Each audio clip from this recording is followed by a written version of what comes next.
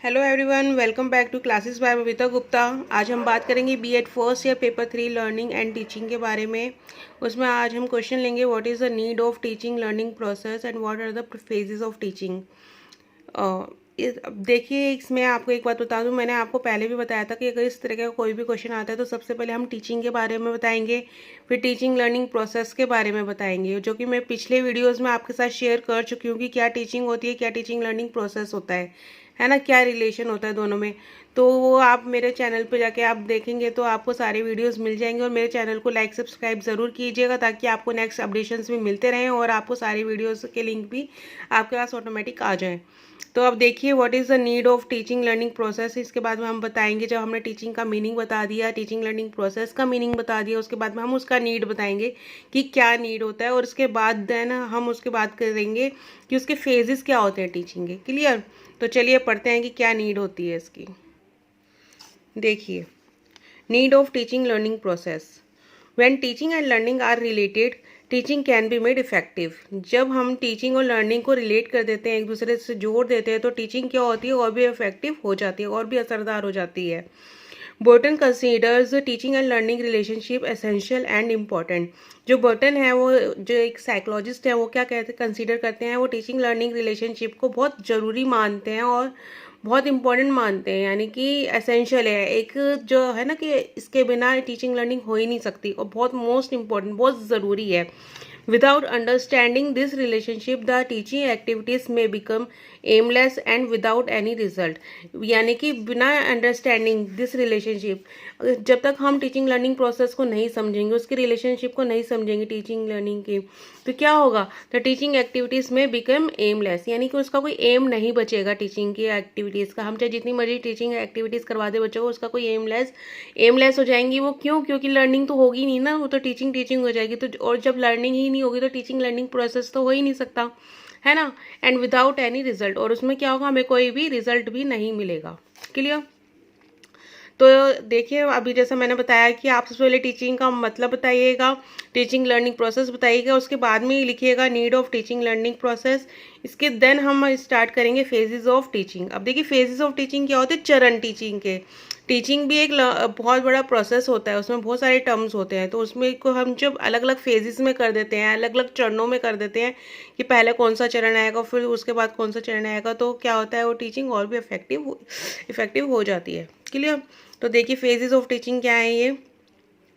The teaching process is consider in terms of various steps, यानी जो teaching process है उसमें हम क्या करते हैं, कंसीडर करते हैं, हम मानते हैं ऐसा कि उसमें बहुत सारे स्टेप्स होते हैं। And the different steps constituting this process are called phases of teaching. और जो ये डिफरेंट स्टेप्स होते हैं ना, वही सब मिलके इस प्रोसेस को क्या कहते हैं, क्या बनाते हैं, फेजेस ऑफ टीचिंग। है ना, जो अलग अलग स्टेप्स हम उनको कंसीडर करते हैं, जो बने हैं, वही क्या करते हैं, फेजेस ऑफ टीचिंग बनाते हैं। अब देखिए, फेजेस ऑफ टीचिंग कितने टाइप्स का होता है। The teaching can B divided into 3 phases, यानी टीचिंग में 3 चरण होते हैं। कौन कौन से 3 चरण होते हैं? Pre active phase of teaching, second हमारा interactive phase of teaching, third है हमारा post active phase of teaching. तो ये 3 फेजेज हैं हमारे। कौन कौन से हैं? Pre active phase of teaching, interactive phase of teaching and post active phase of teaching. तो आज हम इनके बारे में बात करेंगे। देखिए, तीनों फेजेस तो मैं आज आपको नहीं बता पाऊंगी, तो आज मैं सिर्फ प्री एक्टिव फेज के बारे में बात करूंगी। क्या होता है pre active phase of teaching, यानी कि जो हमारा शुरुआती चरण होता है टीचिंग का। क्लियर? तो उसके बारे में हम बात करेंगे। Pre active phase of teaching में क्या होता है, देखिए, this phase refers to the planning of a lesson, यानी कि ये फेज किसको रेफर करता है, जो हम लेसन प्लान बनाते हैं ना, प्लानिंग करते हैं एक लेसन की कि लेसन को किस तरीके से हमें प्रिपेयर करना है, तो ये फेज उसको रेफर करता है। In this phase the planning of teaching is carried over, यानी कि इस फेज में क्या होता है, हम टीचिंग प्लानिंग्स को कैरी ओवर करते हैं, आगे की तरफ बढ़ाते हैं हम टीचिंग के लिए जो प्लानिंग्स करते हैं। In other words, this phase includes all those activities which a teacher performs before classroom teaching or before entering in the classroom, यानी कि ये जो phases है ना, इसमें क्या कौन से, इसमें सब कुछ इंक्लूड होता है। क्या इंक्लूड होता है? ऑल दोज एक्टिविटीज़, यानी कि सारी वो एक्टिविटीज़ इसमें इंक्लूड होती हैं जो एक टीचर परफॉर्म करती है एक क्लासरूम में एंटर होने से पहले, है ना। ये एक टीचर क्लासरूम में एंटर होने से पहले कि जो भी टीचर्स हैं या जो टीचर बनने वाले हैं उनको पता भी होगा कि जब एक टीचर क्लासरूम में जाने से पहले सारा कुछ प्लान कर लेती है कि बच्चों को उसको किस तरीके से एक्टिविटी करवानी है, क्या क्या क्वेश्चन पुटअप करना है, पूरा एक लेसन प्लान बन जाता है टीचर का, है ना। तो वो सारी जो प्रिपरेशन होती हैं वो सब प्री एक्टिव फेज में इंक्लूड होती हैं। Planning of lesson is seen in behaviour terms, यानी कि जो हम लेसन प्लानिंग करते हैं उसको हम किस तरीके से देखते हैं, ब्रॉडर टर्म में देखते हैं। ब्रॉडर टर्म यानी बहुत बड़ी टर्म में देखते हैं। प्लानिंग ऑफ लेसन इतना इजी नहीं, इतना छोटा नहीं होता कि बस एक दो लाइन का हो गया। एक ब्रॉडर टर्म है, इसमें हमको बहुत सारे स्टेप्स को फॉलो करना होता है।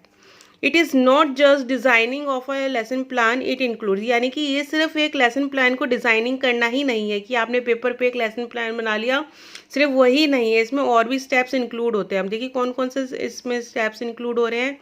Identifying the objectives to be achieved in terms of people learning, यानी कि जो भी हमारे ऑब्जेक्टिव्स हैं ना, जो भी हमारा उद्देश्य हैं, उनको हम पहले से उनको तैयार करें, हम उनको आइडेंटिफाई करें कि हमें पता होने चाहिए कि क्या हमारे उद्देश्य हैं जिससे कि बच्चे सीखें, है ना। इन टर्म्स ऑफ पीपल लर्निंग, कि ऐसे उद्देश्य बनाने जिससे कि बच्चे सीख पाएँ कुछ।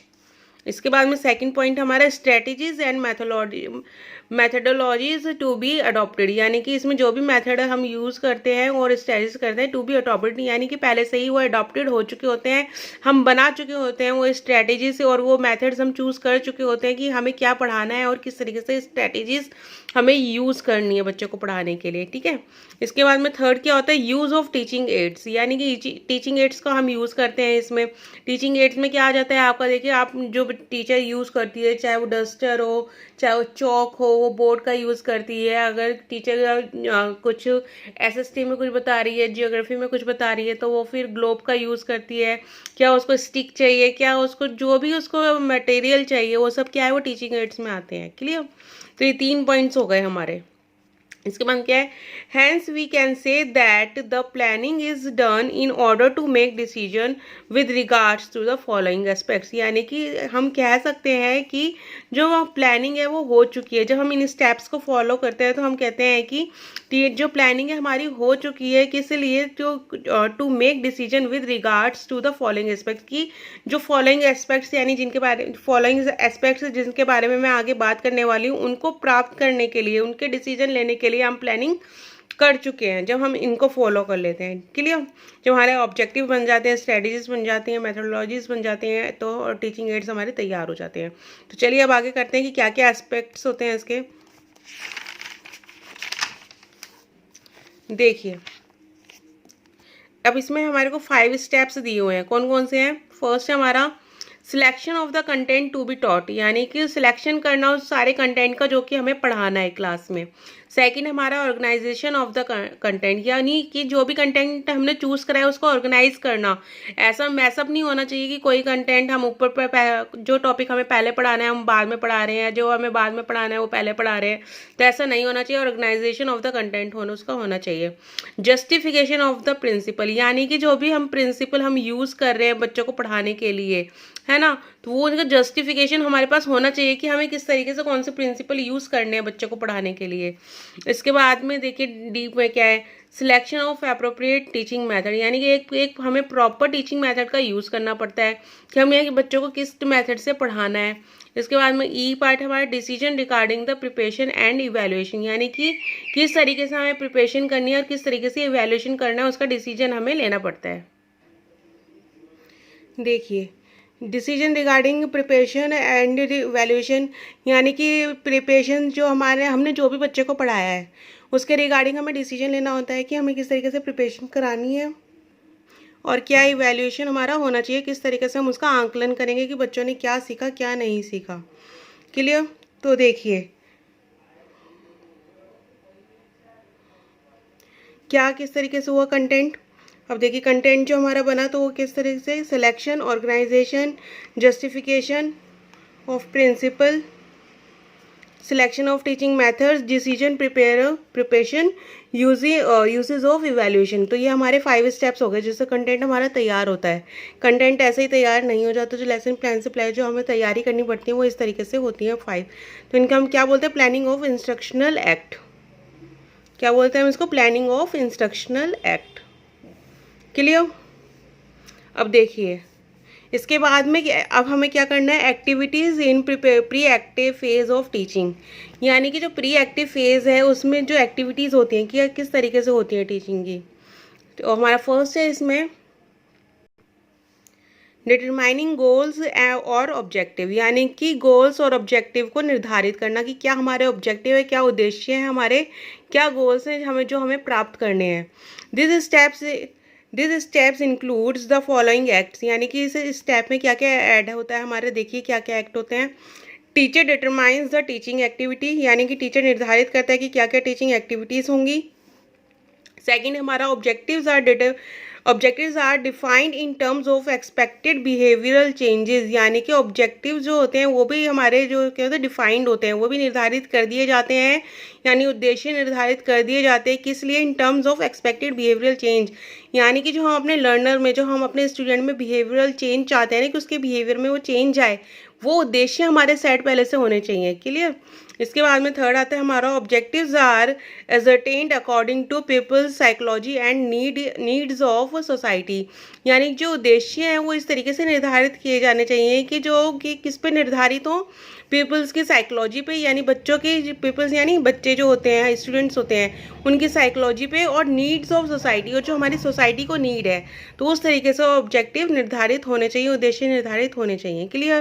तो ये हमारा फर्स्ट था डिटरमाइनिंग गोल्स और ऑब्जेक्टिव। और इसके बाद में सेकंड आता है हमारा selection of content to be taught, यानी कि selection of content to be taught, यानी जो भी हमारा कंटेंट हमें पढ़ाना है बच्चे को वो तैयार करना, उसका सिलेक्शन करना, ठीक है ना।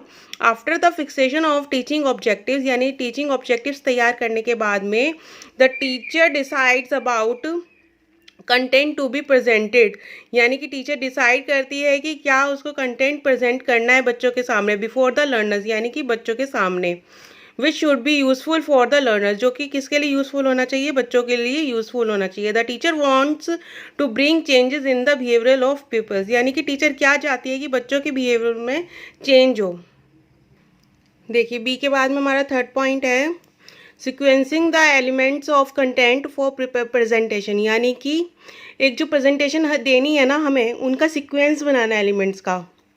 After selecting the content the teacher arrange the elements of content in logical and psychological manner, यानी कि जो कंटेंट है उसको सेलेक्ट करने के बाद में टीचर क्या करती है, अरेंज करती है एलिमेंट्स को, जो कि क्या होते हैं elements of content in logical and psychological manner, यानी कि लॉजिकल जो कि एक सही तरीका होता है, एंड साइकोलॉजिकल मैनर है ना, जो मनोविज्ञान होता है, जो बच्चों का साइकोलॉजी होती है कि बच्चे किस तरीके से सीखते हैं, उसी ऑर्डर में वो क्या करते हैं, टीचर अरेंज करती है उन एलिमेंट्स को। क्लियर। इसके बाद में डी पॉइंट हमारा सिलेक्टिंग इंस्ट्रक्शनल मैथडोलॉजी। अब देखिए जो मैथडोलॉजी होती है ना, इसमें क्या होती है, टीचर ये सिलेक्ट करती है कि बच्चों को किस तरीके से इंस्ट्रक्शन देने, हमें क्या मेथड्स हमें यूज़ करने चाहिए बच्चों को इंस्ट्रक्शन देने के लिए। In this the teacher decides regarding the proper methods, यानी कि क्या प्रॉपर मेथड्स होने चाहिए, डिसाइड करती है teacher, and strategies of teaching keeping in mind the content, यानी कि क्या हमारे मेथड्स होने चाहिए एंड क्या स्ट्रेटेजीज होनी चाहिए बच्चों को पढ़ाने के लिए, वो क्या करना है, और वो क्या करना टीचर को माइंड में रखना चाहिए कि साथ में कि क्या कंटेंट है, यानी कि कंटेंट को माइंड में रखते हुए टीचर को स्ट्रेटेजीज एंड मेथड्स तैयार करने चाहिए। क्लियर। इसके बाद में ई पॉइंट है हमारा how and when the teaching strategies, यानी कि क्या और कैसे क्या कब होनी चाहिए वो strategies. Teacher should also decide how the end when he will make use of the previously selected method, यानी कि ये टीचर को डिसाइड करना चाहिए कि उसको किस तरीके से प्रीवियस सिलेक्टेड मेथड को यूज़ करना है ना, जो भी उसने मेथड सिलेक्ट किया उसको यूज़ करना है। और क्या साथ में strategies during the classroom teaching, यानी कि क्लासरूम टीचिंग के दौरान में उसको कब और किस तरीके से जो मेथड और स्ट्रेटजीज टीचर ने यूज़ किया है ना, और मतलब जो सिलेक्ट किया है उसको किस तरीके से यूज़ करना है, तो ये भी टीचर को क्या है डिसाइड करना चाहिए।